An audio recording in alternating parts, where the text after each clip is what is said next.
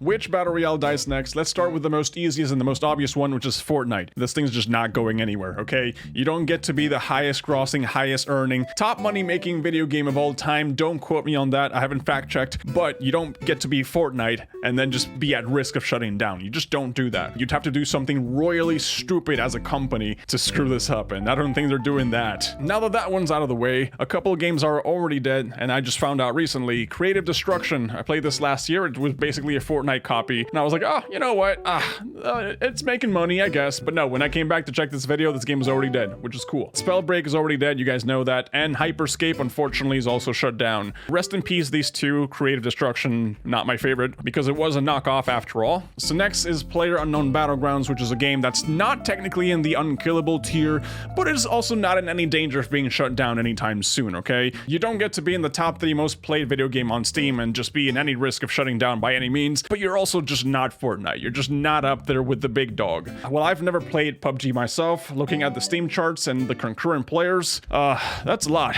That's a lot of players. This is just fine, and I don't really hear any complaints about PUBG. Then again, I'm not in that sphere to begin with, you know? Now, to bring up Apex, Apex is in a very tricky scenario, I say, because Apex technically also has a massive player base, so it's not in any trouble of dying yet, but they did just announce shutting down Apex Legends Mobile, and that, of course, leads me to believe that EA just wants money. Let me just put it that way. EA just wants money, and while Apex is currently not in any trouble of dying, I'm pretty sure that at the first sight of anything going wrong, EA will happily just bring it and shut it down and just kill it right away. People can turn the tides on the game real quick. They can turn their backs on it real quick, so let's just put it on the no trouble for now. The same thing happens with Warzone, but then again, Warzone is part of the Call of Duty umbrella, and while Warzone itself is the Battle Royale, I definitely see Call of Duty just completely scrapping Warzone as soon as something new pops up. So Warzone itself might just be replaced with DMZ as the dominant Call of Duty game mode right now. We'll see how that genre pops up, and if it does replace Battle Royales as the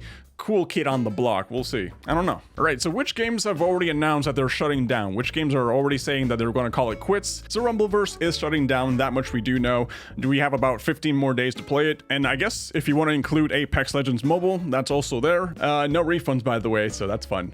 It wasn't even like 6 months from the release of Super People 1, and they're already rebranding as Super People 2, which is weird. That just leads me to believe that the game might be at risk, because to do that desperate move of just like completely rebranding and relaunching, you know, like how every video game's doing, like Warzone, like Battle Royale, you're just like, whoa, wait, if we just release our game with a different title, people get hyped up to play. But even with that, I was looking at the Steam charts, and the 24-hour peak is 2,000 players, which I guess, you know, it's not the worst thing in the world, but it's still not good at all. All right, so Naraka Blade Point. You guys know Naraka Blade Point, one of my favorite battle royales. It's also at the no trouble of risk of dying because they do have a pretty healthy player base, but I wouldn't really put it on the same tier as like Apex or PUBG or Warzone. This is like sort of like an in-between between no trouble and risk of dying, but for the most part, it's doing fine. The numbers are doing pretty well. If you look at the numbers, Naraka Blade Point has, oh god, they're doing good.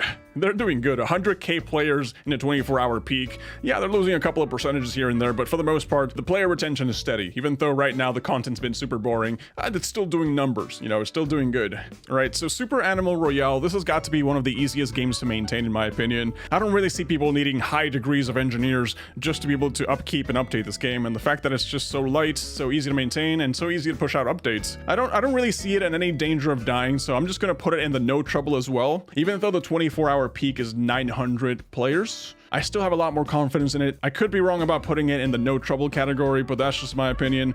If you have a different one, then you have a different one. You know, that's just the way life works. So Blood Hunt, I don't really know much about Blood Hunt. I've never played it. I've been wanting to, but it doesn't seem to be doing the best numbers right now. Again, most of my opinions just go off studio, how big the studio is, the numbers it's doing on the Steam charts, and overall the way I see people enjoy the game or not. So Blood Hunt, I looked at the game and I was like, wow, this looks, and never mind, I'm not interested. So I'm pretty sure a lot of people felt that way too.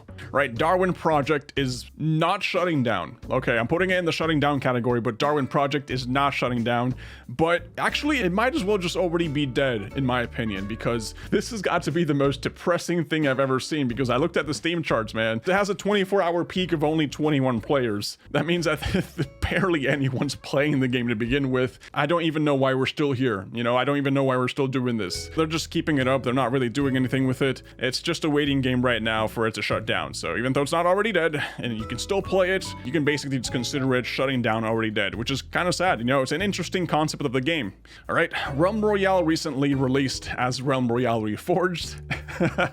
So another one of these sequel games that just relaunched for popularity or for a boost in numbers. That's fun at all, and I guess it sort of did something because they had a nice little spike. I guess it just keeps going down. It just keeps going down. And I think that even though Realm Royale is dwindling, I don't see it as a risk of dying versus Super People or Blood Hunt, because the studio that owns it's Hi-Rez, and now Totally Accurate Battlegrounds is no longer being updated. They're just keeping it alive as a sort of passion project. So I'm gonna put that at risk of dying, because I do know how dedicated Landfall Games is with their games, and even though they're not updating it, they might throw in a security patch here and there just to keep it alive. Right, Super Mecha Champions is also on the risk of dying. It's not shutting down, but if you look at the Steam chart numbers, it's 500 players on the 24-hour peak, you know, so that's kind of not the best thing in the world. Super Mecha Champions has a community that is so niche, it's so tight-knit, and not a lot of more people get into the game from what I'm seeing. It's kind of just stuck there and it's not really going anywhere. And then again, it's also a huge turnoff when you launch the game and you're in the main menu and you're just constantly bombarded with a bunch of interface buttons and monetization options. I don't like that. Like, me personally, this is my opinion, big turnoff. Risk of dying? Maybe, yeah. And shutting down? Not really, but it's at a risk. And then, of course, Cuisine Royale. Let's put this one, Cuisine Royale, near the top of risk of dying, because Cuisine Royale is also one of those games that every time I make a video on it, I feel like the game is just like dead. It's just like there's nothing going on with it, but then I get a bombardment of comments saying, you don't know what you're talking about, the game's doing fine, what are you talking about? But the numbers don't lie, man. 316 players in a 24-hour peak. It's not doing the best, and because of those numbers alone, I will put Cuisine Royale right here, right below Blood Hunt, right above Totally Accurate Battlegrounds. Anyways, guys, appreciate you guys hanging out here and listening. Have a good day.